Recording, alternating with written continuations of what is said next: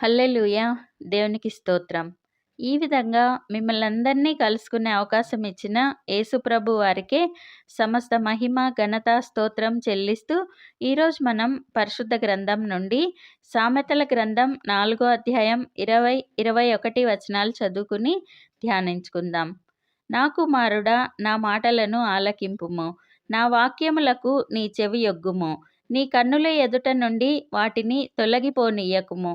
నీ హృదయమందు వాటిని భద్రము చేసుకొనుము.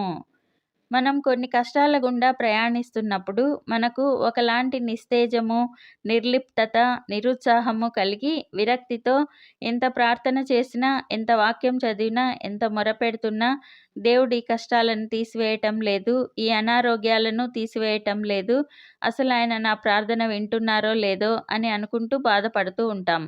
మనం అలా ఆలోచించాల్సిన అవసరమే లేదు. ఎందుకంటే ఎంతటి అనారోగ్యమైనా, ఎంతటి కష్టమైనా తప్పకుండా బయటపడతాం. ఆయనకు గొప్ప సాక్షులుగా నిలుస్తాం. అయితే అందుకు మనం చేయాల్సిన పని అనుదినం ఆయన మాటలను ఆలకించటం. వాటిని మన కన్నుల ఎదుట ఉంచుకుని ధ్యానించటం. అనుదినం తప్పక మనం వాక్యం చదవాలి, గ్రహించి ధ్యానించాలి. ఆయన అనుదినం నూతన వాత్సల్యంతో మన మీద ప్రేమను చూపుతూ మన జీవితాల్ని ఆనందంతో నింపాలని ఎదురు చూస్తూ ఉంటారు. ఇది ఇంకా బాగా అర్థం కావడానికి ఉపమానం ద్వారా తెలుసుకుందాం. సత్య అనే యువతికి పిల్లలంటే చాలా ఇష్టం. తనకు వివాహం జరిగిన తరువాత ఒక బాబు పుట్టగా బాబుని అబ్బురంగా చూసుకుంటూ ఉంటుంది. తను ఏ పనిలో ఉన్నా బాబుపై ఒక కన్ను వేసి చూసుకుంటూ ఉంటుంది. బాబుకు స్నానం చేయించి, పాలు పట్టించి, ఉయ్యాల్లో వేసి, ఉయ్యాలను ఊపుతూ నిద్రపుచ్చి తను వంట పని మొదలుపెట్టి, వంట రూమ్‌లో వంట చేస్తూ కూడా బాబు ఉయ్యాల వైపు చూస్తూ ఉండేది. బాబు అలా కదలగానే వెంటనే వచ్చి ఉయ్యాల ఊపుతూ మళ్ళీ నిద్రపుచ్చేది.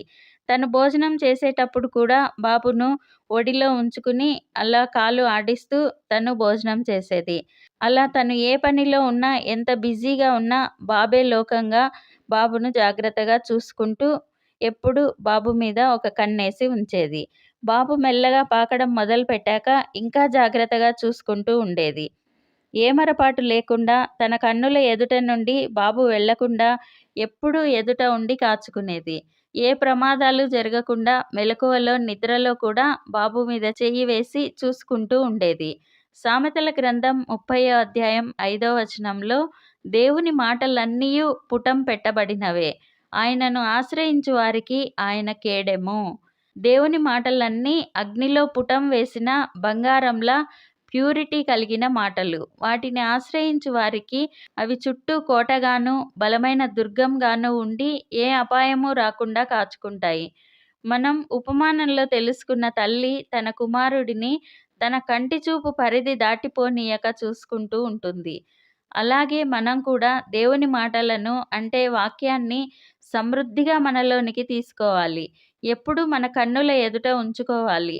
మనం వాక్యం చదువుచున్నప్పుడు మనకు తెలియకుండానే మనలో మార్పు వస్తుంది. మనలో ఉన్న కోపం, ద్వేషం, అసూయ, మొండితనం వంటివి తగ్గిపోయి దీర్ఘశాంతం, దయాళుత్వం, ప్రేమ వంటివి మనలో ఎదుగుతాయి. ఎలీషా ప్రవక్త వాక్యాన్ని ఎంతగా ధ్యానించారంటే ఆయన మరణించి సమాధిలో పెట్టిన తర్వాత ఒక శవాన్ని ఆ సమాధిలో ఉంచితే ఎలీషా ప్రవక్త ఎముకలు తాకి ఆ శవం జీవం పోసుకుంది. అంటే ఎంతగా ఎముకల్లో నిలిచిపోయేలా వాక్యాన్ని ధ్యానించారు. మనం కూడా అనుదినం విడవక వాక్యాన్ని ధ్యానిస్తూ అనారోగ్యాల నుండి, ఆర్థిక ఇబ్బందుల నుండి, ఇంకా ఏ కష్టాలు, అవమానాలు ఉన్నా వాటన్నిటి నుండి బయటపడి ఆయనకు గొప్ప సాక్షులుగా నిలుద్దాం. ప్రార్థన చేసుకుందాం. ప్రభువా, దేవా, సర్వాధికారి తండ్రి, మీ పరిశుద్ధ పాదాలకు వందనాలు, స్తుతులు, స్తోత్రాలు నాయనా. మీరు మా జీవితాల్లో జరిగించిన మేళ్ళన్నింటికీ వందనాలయ్యా. దేవా, మీ వాక్యం మా కన్నుల ఎదుట నుండి తొలగిపోనీయక ధ్యానించమని నేర్పుతున్న దేవా వందనాలయ్యా. మేమందరం అనుదినం తప్పక వాక్యం ధ్యానించే శక్తినిచ్చి సహాయం చేయండి. సమృద్ధిగా వాక్యం చదువుకొనులాగున మాకు శక్తినిచ్చి సహాయం చేయండి. ఈ వాక్యం విని ఈ ప్రార్థనలో పాల్గొంటున్న వారందరినీ ఆశీర్వదించండి. వారికి ఏ ఏ కష్టాలు ఉన్నా ఇప్పుడే వారి కష్టాలన్నీ తొలగించి వారిని సర్వ సమృద్ధితో నింపండి. వ్యాధి, లేమి వారి కుటుంబాల్లో నుండి తీసివేసి స్వస్థత, సమృద్ధితో వారిని నింపండి. ఇంకా ఏ ఏ కొరతలు ఉన్నా ఇప్పుడే వాటిని తొలగించండి. వారిని అన్ని విషయాలలో, అన్ని రంగాలలో సమృద్ధితో నింపండి.